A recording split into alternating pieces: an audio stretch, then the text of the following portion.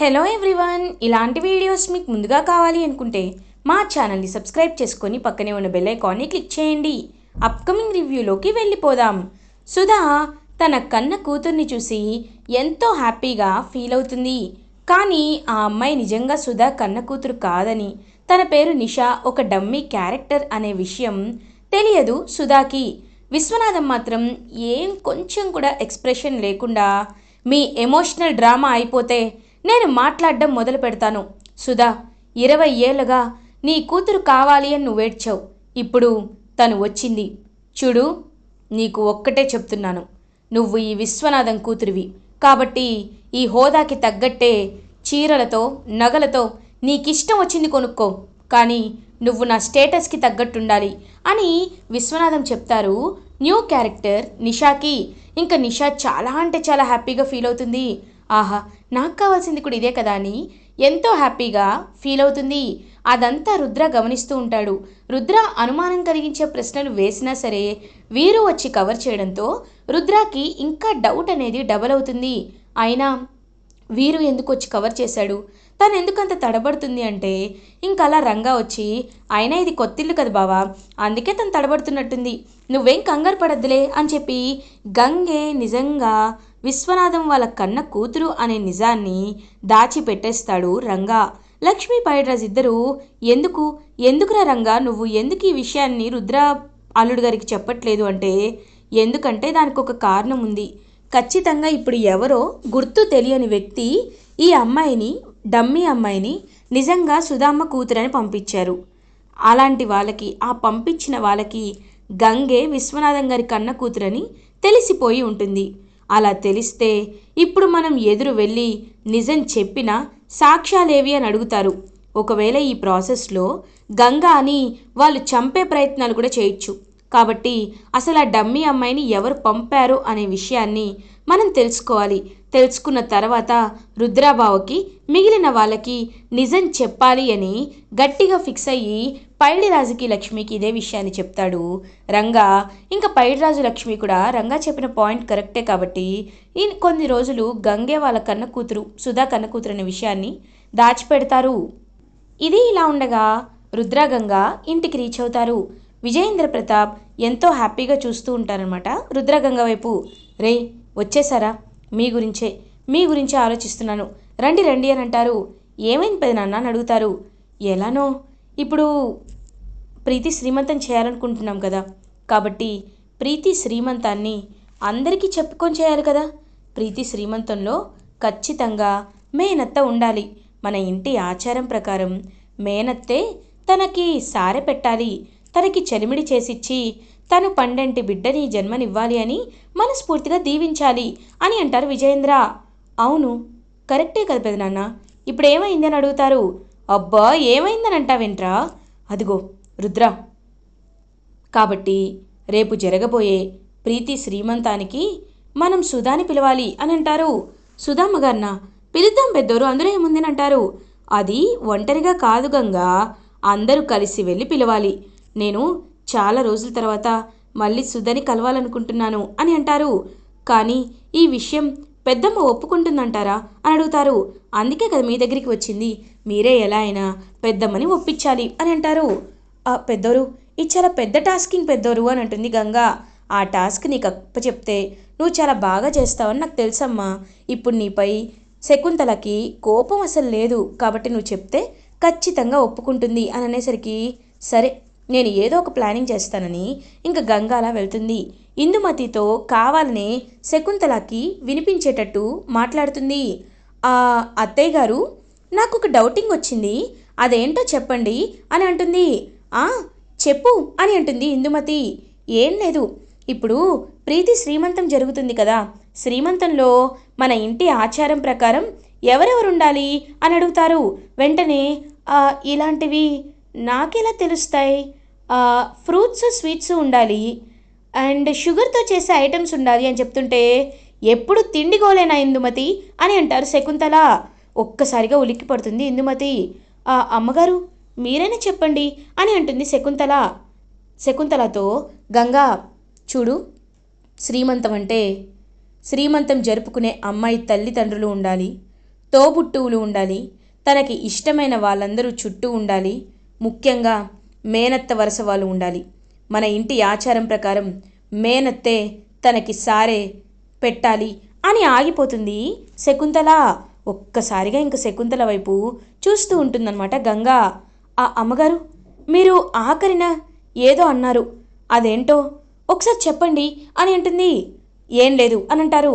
అమ్మగారు, నాకు తెలుసు మీరు ఇంటి పరువుకి ఎంత మర్యాద ఇస్తారో ఇంటి ఆచారాలకు కూడా అంతే గౌరవాన్ని ఇస్తారు. అలాంటప్పుడు ప్రీతి మేనత్తే తన ఒళ్ళో సారె పెట్టాలి అని మీరు చెప్తున్నారు. అలాంటప్పుడు మేనత్త సుధా గారు ఉన్నారు కదమ్మగారు, ఆవిడ్ని ఖచ్చితంగా శ్రీమంతానికి పిలవాలి కదా అని అంటారు. గంగా, నీకు తెలీదు తన వల్ల నేను ఏం కోల్పోయానో ఏం చేశానో నీకు తెలీదు. నీకు తెలిస్తే ఇలా మాట్లాడవు, కాబట్టి మీ పని మీరు చేసుకోండి అని అంటారు. అంటే మీరు మాట తప్పుతున్నారనమాట, ఈ ఇంటి ఆచారాలను కూడా పక్కన పెడుతున్నారనమాట. సరే, ఈ ఇంటికి ఉన్న మేనత్తని లేదు అనుకొని మీరు శ్రీమంతం చేసుకోమని చెప్తున్నారు. అలా జరిగితే ఈ ఇంటికి మంచిది అవుతుందో లేదో ఎవరికి తెలుసు అని అడుగుతుంటే అప్పుడే ఇంకా విజయేంద్ర వచ్చి పంతులు గారితో ఫోన్ అయితే మాట్లాడిస్తూ ఉంటారు. పంతులు గారేమో ఫోన్లో, హలో బాబు, ఖచ్చితంగా మేనత్త బ్రతికే ఉంటే మేనత్తే సారే చీరే పెట్టాలి, లేకపోతే ఆ అమ్మాయికి మంచిది కాదు అని చెప్పి పంతులు గారు చెప్పడంతో ఇంకా ఆలోచనలో పడుతుంది శకుంతల.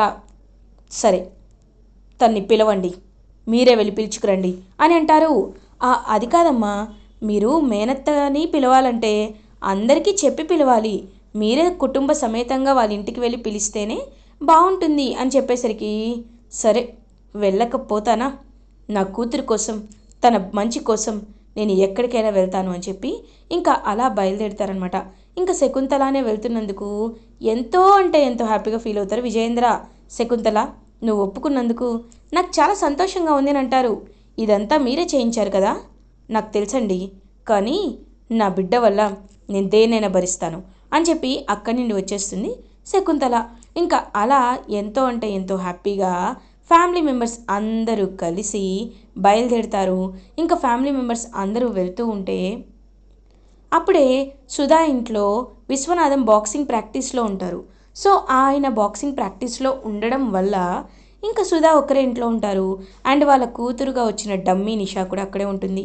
చూస్తూ ఉంటుంది, ఏంటి ఏం జరుగుతుంది ఇక్కడ, అంతా ఇంత సైలెంట్గా ఉందంటే. అమ్మ, నాన్న చెప్పారు కదా నగలు అవన్నీ కావాలి అని, కాబట్టి హ్యాపీగా నగలని ఇవ్వచ్చు కదా, వేసుకుంటాను అని అంటారు.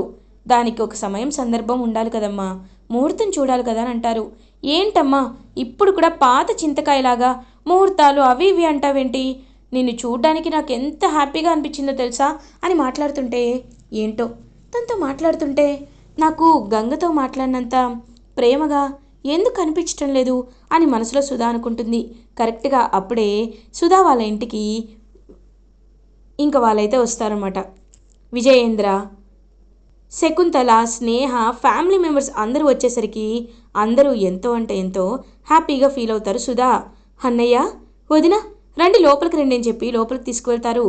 అమ్మా సుధా, ఎలా ఉన్నావమ్మా అని అంటారు.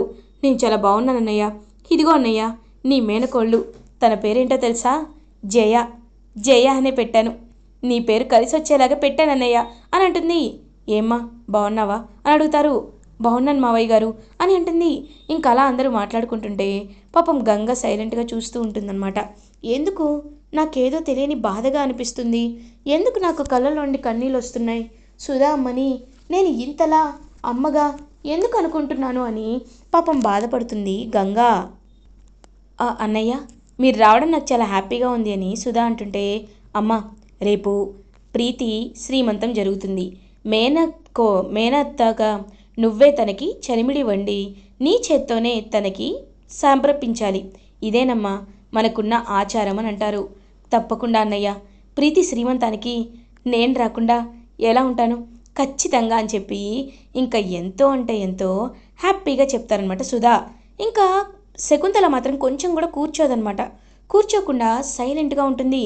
వదినా అనేసరికి నేను నా కూతురు కోసం మాత్రమే వచ్చాను, నీ ఇంట్లో నేను కూర్చోవాలనుకోవటం లేదు అని చెప్పి ఇంకలా ఏవండి వచ్చిన పని అయింది కదా వెళ్దామా అని అంటారు. అయ్యో వదిన రాక రాక మా ఇంటికి వచ్చారు, భోజనం చేసి వెళ్ళండి అని అంటుంది. కరెక్ట్గా అప్పుడే వీరు అండ్ ఇష్క ఇద్దరు మాట్లాడుకుంటూ ఉంటారు.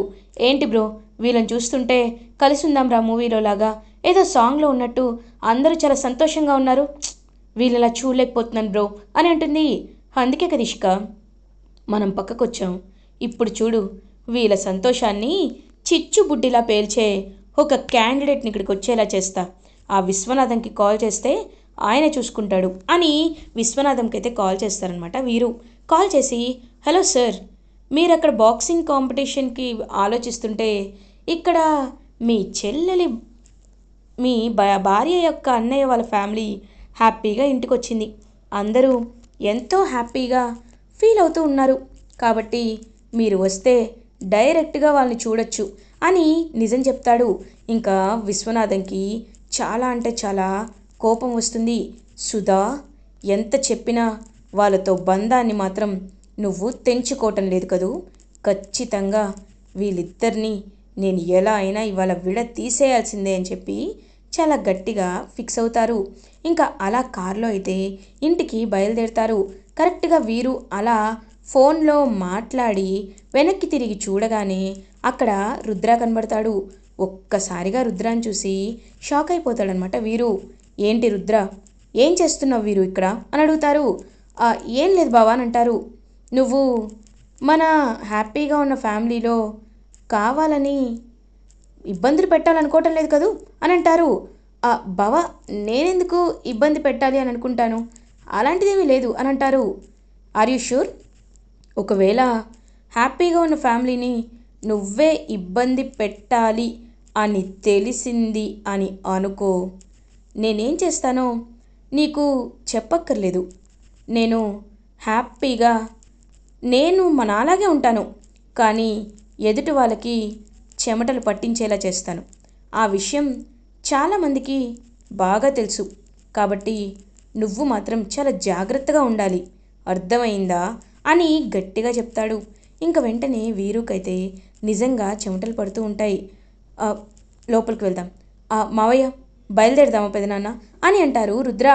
అదేంటి రుద్ర అప్పుడేనా అని అంటారు. అదే అత్తయ్యకి మళ్ళీ ఒకవేళ మావయ్య గారు వస్తే ప్రాబ్లం అవుతుంది కదా, అందుకే వెళ్దామా అని అంటున్నాను అంతే అని అంటారు. సరే రేపు శ్రీమంతానికి ఖచ్చితంగా రావాలి అని చెప్పి బయలుదేరుతారు. ఇది ఇలా ఉండగా విశ్వనాథం ఇంటికి రీచ్ అవుతారు. సుధా అలా ఇంకా చూస్తూ ఉంటుంది. ఏంటి సుధా ఇక్కడేమైనా జరిగిందా అని అడుగుతారు. అంటే ఏమండి ఏం లేదండి, ఎవరు రాలేదు అని అంటుంది. మావయ్య వాళ్ళు వచ్చారు కదమ్మా అని అంటుంది డమ్మీ నిషా. ఒక్కసారిగా విశ్వనాథం, ఏంటి నా దగ్గర నిజాన్ని దాచిపెట్టాలి అనుకుంటున్నావా? రేపే మనం మన హైదరాబాద్కి బయలుదేరి వెళ్ళిపోతున్నాం, లగేజ్ అంతా ప్యాక్ చేసుకోనంటారు. ఏమండి రేపు శ్రీమంతం ఉందండి, రేపు ఎలా వెళ్తాం అని అంటుంది. నేను చెప్పేది నువ్వు జాగ్రత్తగా విను, ఒకటి మాత్రం నిజం, వాళ్ళతో నేను కలవనివ్వను, మనం వెంటనే బయలుదేరుతున్నాం అంతే అని చెప్పి ఇంకా అలా బయలుదేరుతారనమాట. విశ్వనాథం తన రూమ్లోకి. అయ్యో ఇప్పుడేం చేయాలని ఆలోచిస్తుంటే, అమ్మా ఎందుకు బాధపడుతున్నావు, నాన్న చెప్పింది అలా తప్పేముంది చెప్పు, అయినా మనం హైదరాబాద్లో ఇంకా రాయల్గా బ్రతకచ్చు కదా, కాబట్టి హ్యాపీగా ఉందాం అని అంటుంది. ఇంకా అలా ఆ విషయాన్ని సుధా అయితే రుద్రాకి కాల్ చేసి చెప్తుంది.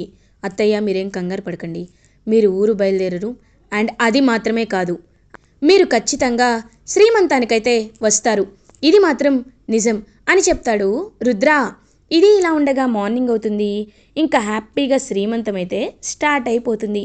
ప్రీతి శ్రీమంతానికి అన్ని ఏర్పాట్లు జరుగుతూ ఉంటాయి. ఇంకా ఏర్పాట్లలో అన్నీ చూసుకుంటారు రుద్ర అండ్ గంగా. స్నేహ వదిన నువ్వేం చూసుకోవద్దు జరుగు, నేనున్నాను కదా అని చెప్పి ఇంకా గంగని పక్కకి తోసేసి స్నేహ అన్ని ఏర్పాట్లు చేస్తూ ఉంటే శకుంతల అదంతా దూరం నుండి గమనిస్తూ ఉంటుంది. ఇంకప్పుడే సుధా, ఏమండి నాకు నా మేనకోడలి శ్రీమంతమే ముఖ్యం, కాబట్టి తన శ్రీమంతంలో నేను ఉండాలి, ఇదే నా ఆఖరి కోరిక అని అంటారు. సుధా అని అంటారు. అవును మీరెంతైనా చెప్పండి, నేను తన్ని ఖచ్చితంగా కోరుకోవాలనుకుంటున్నాను, తన శ్రీమంతాన్ని కల్లారా చూడాలనుకుంటున్నాను, నాతో పాటు మీరు చిన్ని కూడా వస్తే నేను చాలా సంతోషంగా ఫీల్ అవుతాను అని అంటుంది. సుధా అది కాదు అనేలోపు ఇంకేం మాట్లాడకండి. ఇన్నేళ్ళుగా నేనెప్పుడు మీ మాటే విన్నాను, కానీ మీరెప్పుడు నా మాట వినలేదు. ఈసారైనా నా మాట వినండి అని చెప్పి ఇంకా అలా తీసుకువెళ్తుంది. ఇంకా ఇష్టం లేకపోయినా సుధా కోరిక మేరకు ఆ శ్రీమంతం ఫంక్షన్కి అయితే ఈయన కూడా విశ్వనాథన్ కూడా వస్తారు. విశ్వనాథన్ని చూసి ఎంతో అంటే ఎంతో సంతోషంగా ఫీల్ అవుతారనమాట. విజయేంద్ర, విశ్వ నువ్వు కూడా వస్తావని అస్సలు అనుకోలేదు, నిజంగా చాలా అంటే చాలా సంతోషంగా ఉంది అని ఎంతో అంటే ఎంతో హ్యాపీగా ఫీల్ అవుతారు. ఇంకా అలా తన చేత్తో చలిమిడి చేసి ఇంకా అలా తన చేత్తో మేనకోడల చేతుల్లో ప్రీతి దగ్గర పెట్టి ఇంకా ప్రీతికి అంతా మంచి జరగాలి అని మనస్ఫూర్తిగా హ్యాపీగా కోరుకుంటుంది సుధా. సుధా చేత్తో శ్రీమంతం జరిగేసరికి ఫ్యామిలీ మెంబర్స్ అందరూ కూడా చాలా అంటే చాలా హ్యాపీగా ఫీల్ అవుతారు. ఇలా ఎపిసోడ్ ఎండ్ అవుతుంది. ఫర్దర్ ఎపిసోడ్ రివ్యూస్ ముందుగా మీకు కావాలి అనుకుంటే మా ఛానల్ని సబ్స్క్రైబ్ చేసుకోండి. Thanks for watching.